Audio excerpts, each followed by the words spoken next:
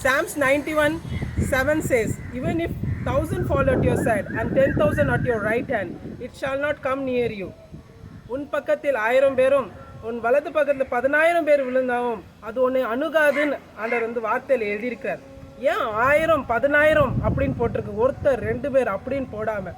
ஏன்னா இது எந்த சூழ்நிலையில் வரும்னா வந்து அநேக ஜனங்கள், group of people attacking you, persecution உங்களுக்கு எதிர்ப்பு வரும்போது அது எப்போ வரும்னா 2 காரியம்.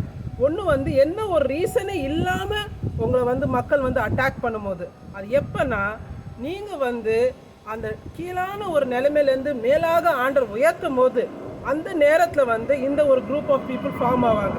ஃபார் எக்ஸாம்பிள், ஜீசஸ் கிரைஸ்ட் வாழ்க்கையில் நீங்கள் பார்த்தீங்கன்னா 30 வயசு வரைக்கும் அவருக்கு பெரிய ஒரு எனிமி இல்லை. ஏன்னா அவர் சைலண்ட்டாக இருந்தார்.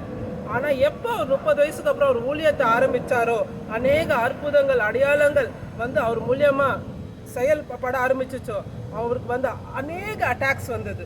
அவர் எந்த தவறும் பண்ணாமல், யாருக்கும் எந்த தீமையும் பண்ணாமல் அவருக்கு அநேக பேர் எதிரியாக இருந்தாங்க. அது போல தான் உங்களுக்கு அப்படி இருந்தால் நீங்கள் கவலைப்படாதீங்க. ஏன்னா ஆண்டவர் லாஸ்ட்டில் என்ன சொல்கிறாரு, உங்களுக்கு எதுவுமே அணுகாது. God bless you.